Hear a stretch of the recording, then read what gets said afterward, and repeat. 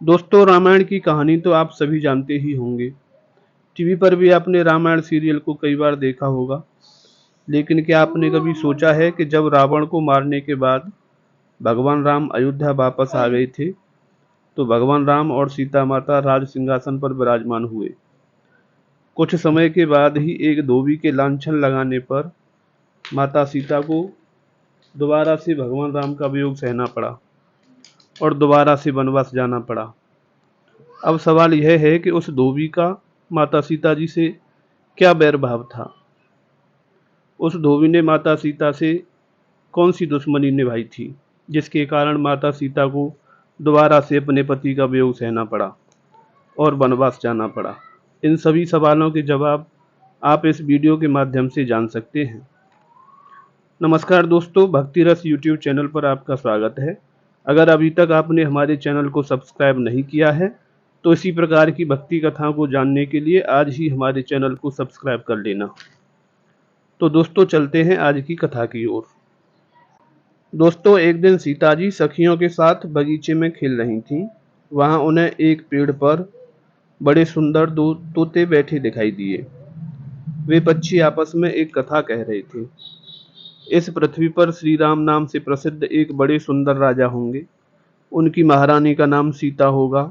श्री राम समस्त राजाओं को अपने अधीन करके सीता के साथ 11,000 वर्षों तक राज्य करेंगे। धन्य है सीता और धन्य है श्री राम। तोते के मुंह से ऐसी बातें सुनकर सीता ने सोचा, ये दोनों पक्षी मेरे ही जीवन की कथा कह रहे हैं। उन्हें पकड़कर उनसे सभी बातें पूछी जाएं। सीता जी ने अपनी सखियों से उन दोनों तोतों को पकड़ लाने को कहा। सखियां जब तोतों को पकड़ कर लाईं, तो सीता जी ने बड़े प्यार से उन्हें हाथ में लेकर पूछा, तुम दोनों बड़े सुंदर हो। मैं यह जानना चाहती हूँ कि तुम कौन हो और कहाँ से आए हो। श्री राम और सीता कौन हैं, इसकी जानकारी तुम्हें कैसे हुई?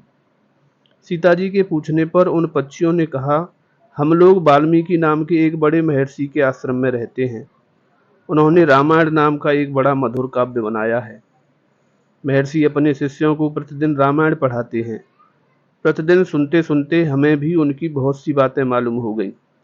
हम तुम्हें श्री राम का परिचय देते हैं, सुनो। अयोध्या के महाराज दशरथ एक ऋषि को बुलाकर उनसे पुत्रेष्टि यज्ञ करवाएंगे। उस यज्ञ के प्रभाव से भगवान विष्णु उनके यहाँ 4 शरीर धारण करके प्रकट होंगे।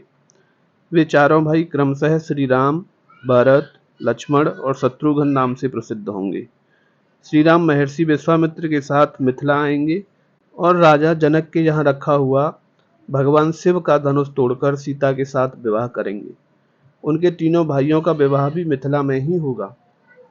पक्षियों की बातें सीता के कानों में अमृत की वर्षा कर रही थीं।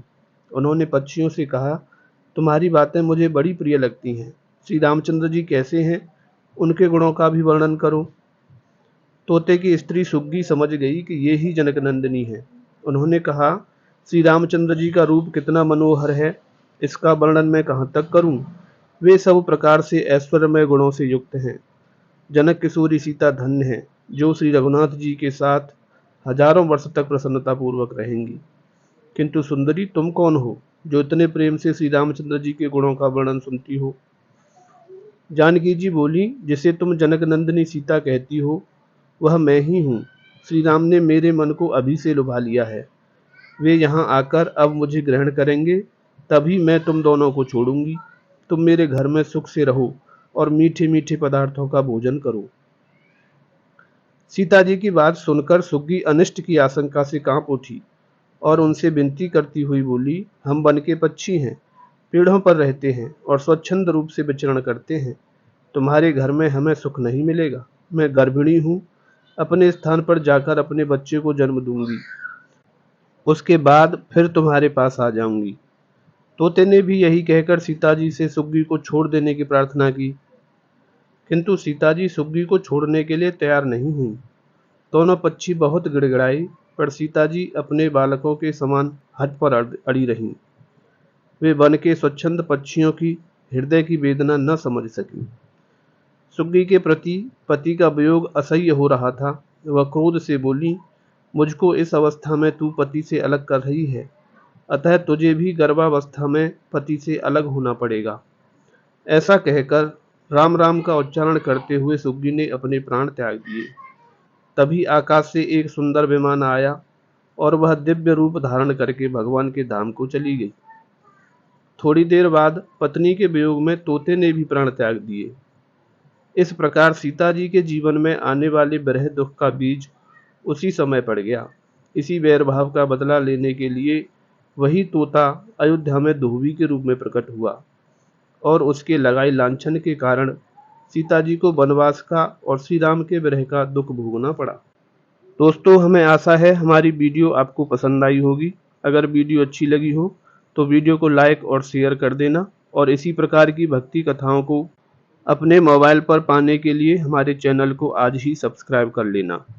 जय श्री राम।